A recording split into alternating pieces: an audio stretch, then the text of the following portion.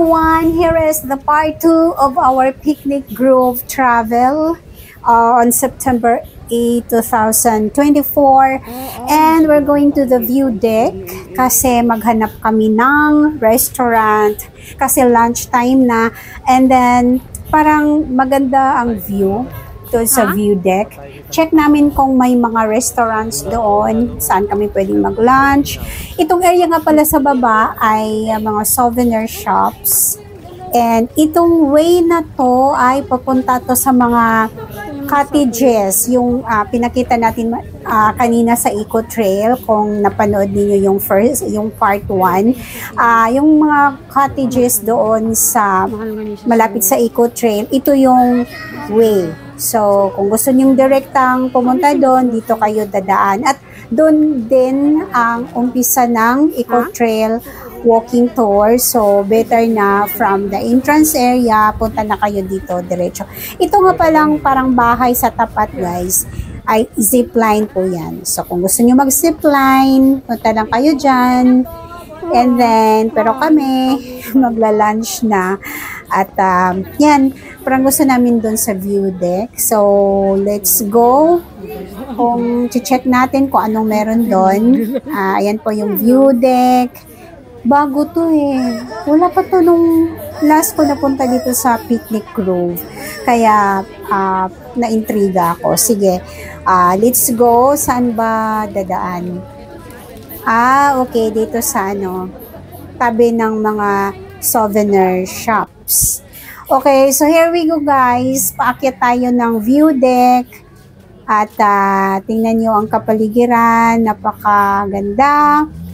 Diba? Napaka-relaxing kasi napapaligiran siya ng mga puno. Okay, so here we go. This is the view deck area dito sa Picnic Grove. And okay, walang mga restaurants pala, guys. Mga lang dito pasalubong shops. Ayan, souvenir shops. But mostly delicacies, mga pagkain. So may mga pasalubong area ito. At saka may nakita kaming parang cafe, Cocina di Maria, tsaka pizza. Ayan. Ano to? Pizza, pasta, coffee, ganyan. So, parang pang snacks lang. Okay. Gusto niya kapatid ko, parang gusto niya ng bulalo Wala namang bulalo dito sa taas. So, itong view deck ay pang lang talaga, pang view. Gusto niyong mag-chill-chill lang, palakad-lakad, patingin-tingin sa paligid, ayan. Parang kitang-kita dito na area ang Taal Lake. Diyan lang naman yan sa tapat. Yan pa ang zipline. Parang yung ending tsaka beginning. Pwedeng mag-umpisa yata doon. Depende sa trip ninyo. At ayan po. Yan yung Taal Lake. Makikita ninyo. At tsaka doon sa baba, picnic area.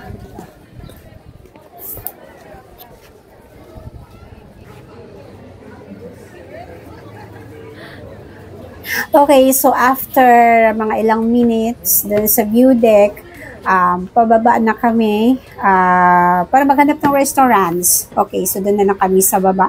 At explore muna namin itong the entire view deck, kung anong nandun sa unahan. Pero parang wala na. Ano lang talaga to, parang walking area. Ayan po. So walang mga stalls. At meant for lang talaga to.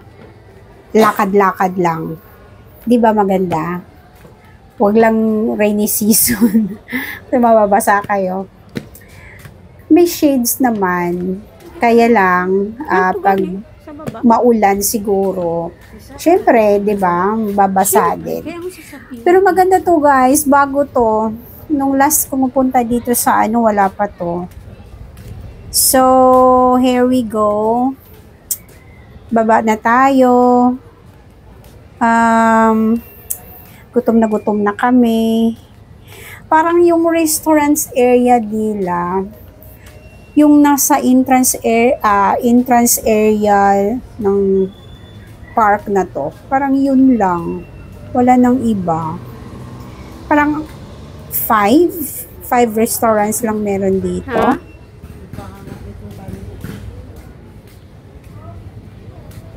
Ayan, dyan tayo sa Bulalohan.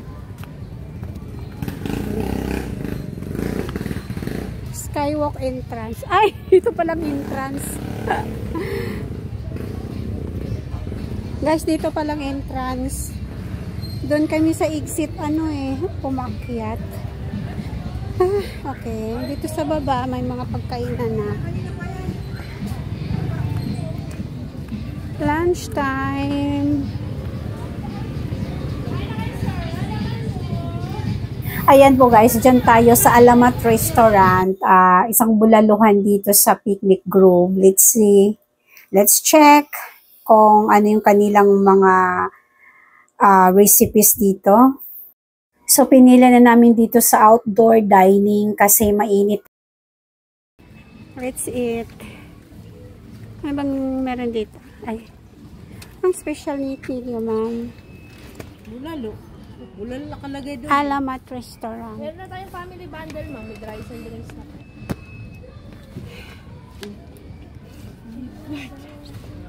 Good for Ito na yung order namin, baked scallops, bulalo at saka calamaris. So yung kanilang baked scallops, 350 pesos, calamaris, 350 pesos. Itong special bulalo nila guys, 750 pesos. Good for 4. Nagkasya sa aming 4 tong kanilang bulalo na 750 na order. So, okay na to. And then, meron silang rice platter. Kung mahilig kayo ng rice. At saka marami kayo. Ito na lang yung orderin ninyo. Rice platter. Huwag na yung individual. Mas makakamura kayo dito. So, ito lang yung in-order namin So, ang total meals namin ay 2,095 pesos. Yung drinks namin ay Sprite na 1.5 liter. And then, yung kapatid ko ng cucumber juice. Actually, okay na tong 2,095. Kasi masasarap talaga yung kanilang food. In fairness, guys, masarap. Masarap yung baked scallops, masarap yung calamaris, yung kanilang bulalo, at marami pa. So, itong baked scallops na 50 pesos, actually, good for 4. Kahit 5, kasya dyan. Ang calamaris, siguro mga 3 tao. Nagkasya naman sa aming lahat itong order namin, in fairness.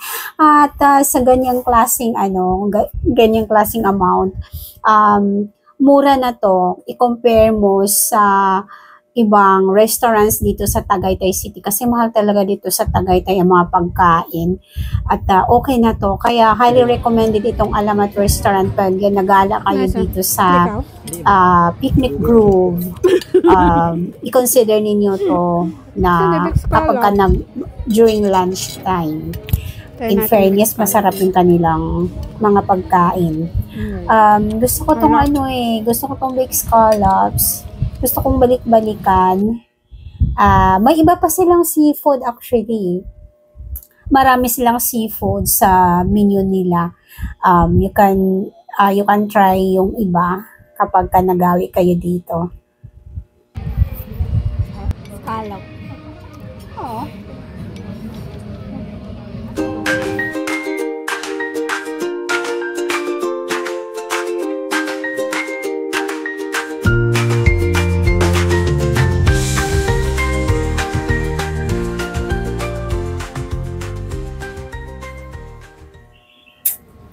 Okay, so ito yung paligid ng restaurant. Ayan po, yan pong area na yan, pang kanilang restaurant area dito sa Picnic Grove.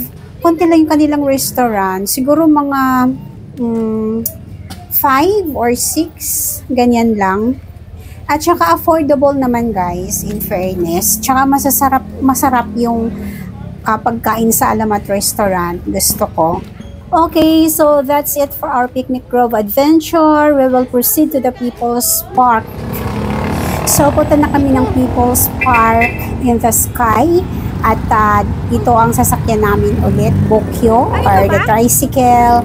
100 pesos din daw papunta doon, sabi ni Kuya. So, dalawang tricycle yung hinire namin kasi apat kami. Thank you very much.